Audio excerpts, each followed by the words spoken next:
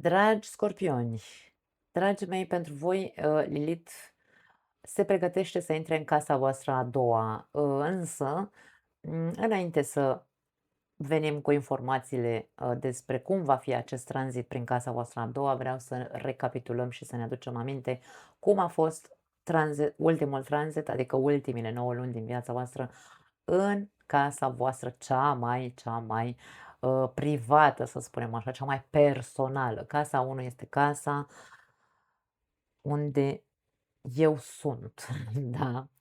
Eu sunt ce? Aici, tu având Scorpionul aici, vorbim despre eu sunt puternic, eu sunt dominator, eu sunt controlator, eu sunt posesiv sau eu vreau să dețin controlul și puterea, eu sunt um,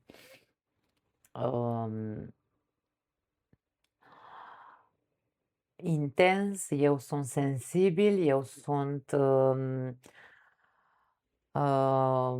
ce să zic, ce să mai zic despre Scorpionul în casa 1? Acum, ținând cont de faptul că în casa 1 se află măștile pe care ni le punem, Lilith în ultimile 9 luni de zile probabil că a încercat să scoată mască după mască ca să te arăți, să nu te mai arăți cu măștile puterii și să îți ascunzi fricile, pentru că Scorpionul are foarte mari frici. Frica de a renunța la control este una dintre cele mai mari, însă vorbim despre procesul prin care ai trecut în ultimile luni a avut de-a face cu modul în care tu te afișai în fața celorlalți. Dacă era unul de putere cu prestanță, că tu ești, nu știu, respectabil, și într-adevăr era în concordanță, da? Acea atitudine a ta era în concordanță cu ceea ce tu ești cu adevărat, atunci este foarte ok. Probabil că Lilith te-a împuternicit și mai mult decât până acum. Însă, dacă te ascundeai în spatele puterii ca o mască, da? Îți puneai masca de putere pe față, ieșai pe stradă și nu mă putea nimeni să se bage în seamă cu tine, că nu îndrăzneau. Lilith a încercat să te facă să fii tu însuți, să-ți dai voie când ai o dramă emoțională să o scoți la suprafață ca să o poți elibera din tine, când ai hai să spunem, nu știu, dacă ai nevoie să faci o terapie, să faci. Deci Lilith a scos, te-a zgândărit personal pe tine, casa cea mai personală, insist, um, te-a zgândărit într-atât încât să-ți vezi toate bubele, toate defectele, toate umbrele, toate fricile, toate aceste nevoi de a deține controlul. Dacă ai făcut, a fost un soi de moarte și transformare. Ultimile 9 luni pentru foarte mulți dintre scorpioni probabil că au fost destul de dure, pentru că i-au uh, focusul a fost direct pe ei, da? Personal, pe interiorul lor. Dacă ai trecut prin acest proces de moarte și transformare și ai început deja să vezi că ești o altă persoană, te-ai renăscut, această pasăre Phoenix despre care vorbim în legătură cu Scorpionul, dacă tu ai renăscut în ultimile 9 luni de zile cu tranzitul lui Lilith prin casa ta întâi, ei bine, acum, în casa a doua, vorbim despre faptul că uh, poate evoluția poate să existe începând să ai sau să pui bazele, dacă vrei, da, unei autostime extrem de sănătoase, unui adevăr interior extrem de, hai să-l numim dogmatic, dacă vrei. Dacă tu ai reușit să faci acest proces interior în ultimile 9 luni de zile, acum vei vedea anumite vei vedea altfel, îmi vine să spun. Vei începe să vezi din ce în ce mai diferit, probabil, să te vezi pe tine din ce în ce mai diferit, să te vezi mult mai maleabil, mult mai, nu știu dacă neapărat visător, ci cu speranță într-un fel sau altul, da? Cu o altă viziune despre corp, despre alimentație, despre a acumula bunuri, um, poate că mentalitatea ta va începe să se schimbe, nu mentalitatea din punct de vedere cum gândești, ci mentalitatea în legătură cu ceea ce deții, cu resursele tale. Care sunt resursele tale? Având săgetătorul în casa a doua, vorbim despre resurse nelimitate, ilimitate era să zic, nelimitate, pentru că săgetătorul nu cunoaște limite, da? Am spus. Poți implementa încrederea în tine. Însă este un proces.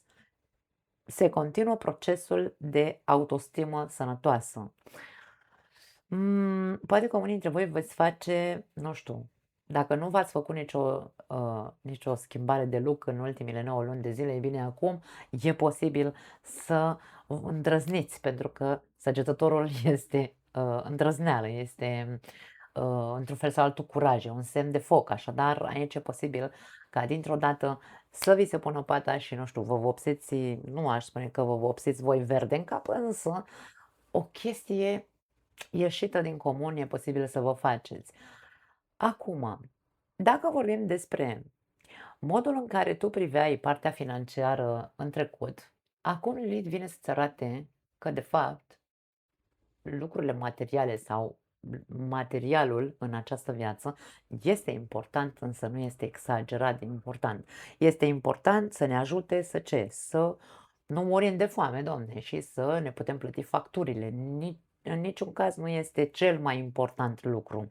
Cu săgetătorul în casa a doua, mentalitatea ta din punct de vedere financiar poate să fie foarte dogmatică și să zici banul conduce tot. Dacă nu ai bani, ești un nimeni. Dacă nu știu, da? Deci, dar legit vine să curețe această mentalitate dogmatică în ceea ce privește banii.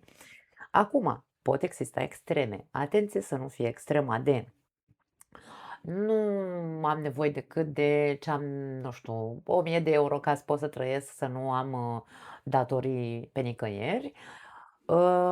Și celălalt pol este exagerarea, adică vreau mai mult și mai mulți bani și, nu știu, dacă pot mai multe afaceri, dacă, habar n-am, exagerat. Vreau mult, mai mult și nu există o limită sau e ca și cum până unde vrei. Adică puneți, nu știu, uite așa, un obiectiv. Vrei să ajungi la 50 de milioane de euro. Dar la 50 de milioane de euro trebuie să te oprești. Însă cu săgetătorul acolo nu există limite și Lilith vine să descopere această credință care te limitează. Pe cei care sunteți pe latura asta cu n-ai, Doamne, nevoie de bani, Dumnezeu, universul e abundent, da? Aici cu săgetătorul în casa a doua pot fi acele persoane care nu au un job, care nu au absolut nimic, da? Nu se întrețin singure, da? Pentru că aici casa 2 este despre banii tăi. Putem să vorbim despre unii dintre voi care sunteți nelimitați din punct de vedere financiar, adică nu aveți niciun fel de problemă cu banii, însă unii dintre voi doar cai vers pe pereți. Doar lăsați imaginea că aveți, păstrați niște aparențe, că eu trăiesc pe picior în mare aici cu săgetătorul în casa 2, da? Sau poate am un partener care mă întreține, da? Și cu Lilith aici e ca și cum, ok, mm, îți va demasca această dogmă, această visare cu ochii deschiși, această idealizare și îți va aduce evenimente care probabil te va face să te trezești și să-ți dai seama că trebuie să devii independent financiar. Iar pentru cei care sunteți pe cealaltă latură în care aveți milioane și pentru voi singurul lucru relevant în viață sunt banii, Lilith, e posibil să vă, hai să spunem, să vă atâțe în așa fel încât să vă simțiți incitați, dacă vreți, să faceți investiții impulsive, fără să calculați riscuri, fără să și e posibil să existe pierderi. Dar pierderi mari. Cu săgetătorul nimic nu este puțin și mic. Totul este mărit, totul este exagerat. Așadar, ce încearcă să schimbe Lily Dyer? Ce încearcă să schimbe modul în care tu te relaționezi cu banii, dacă ești pe picioarele tale, dacă ești independent financiar, va trebui să devii independent financiar dacă nu ești, dacă ai foarte mult și ești tot timpul pe banii sunt cei mai importanți, Lilith, poate aduce pierderi în viața ta ca să vezi și nu neapărat pierderi doar de bani, ci poți să pierzi resurse mult mai importante, pentru că în afară de bani în casa a doua, ce se află? Se află ceea ce eu valorez.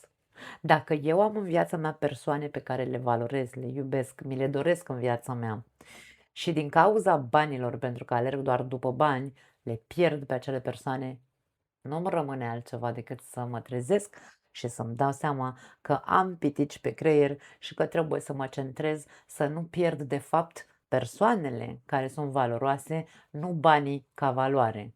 Banii nu îți oferă valoarea, îți oferă un statut, îți oferă o viață mai ușoară, însă nu este singurul centru pe care tu trebuie să te ghidezi. De aceea vorbim despre dogme, de aceea vorbim despre credințe, de aceea când vorbim despre săgetător. Da? Așadar, Lilith vine să facă terapie cu tine pe această parte, ca tu să începi să ai încredere în cine ești,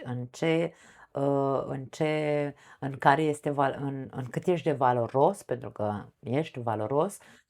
Resursele tale sunt ilimitate în cazul în care ți-e frică să, nu știu, să te pui pe picioare din punct de vedere financiar, resursele tale cu săgetătorul în casa 2 sunt ilimitate, însă trebuie să ții cont de ce este vis sau idealizare sau cai verzi pe pereți și ce este într-adevăr resursă bine structurată în interiorul tău din care tu poți să faci bani. Cu săgetătorul aici poate fi vorba despre, nu știu, dacă nu ai un job, de exemplu, sau dacă nu ai dar există acea fațadă sau dacă ești dependent de un partener care să te întrețină, vorbim aici despre resursele tale cu săgetătorul în casa 2, au legătură cu agențiile de turism, cu ghidul, cu filozofia, psihologia sau maestria, profesoratul. Poate că ai calități sau resurse, cunoaștere, că de-aia vorbim de săgetător, cunoaștere înaltă. Ai, nu știu, facultatea de, nu știu, ai studiat învățământul sau limbi străine, de ce nu cu săgetătorul? Ai cunoaștere spirituală în care tu poți să, uite, îți deschizi un canal de YouTube și vorbești despre ceea ce tu cunoști cu adevărat, dar este despre a te cunoaște ce rezonează cu tine, domne, ce tip de cu ce rezonezi și urlă în interiorul tău pentru că Lilith va activa ca tu să poți să profesezi sau să faci bani, da? Să faci bani din acel lucru. De aia spun că este foarte, foarte pozitiv, chiar dacă pare negativ, este foarte pozitiv acest tranzit. Cam asta este ceea ce pot să spun în mare, da, despre această Lilith în săgetător în casa noastră a doua. Nu mai am altceva, dragii mei, vă pupăcesc și vă aștept la comentarii, de ce nu? Ciao!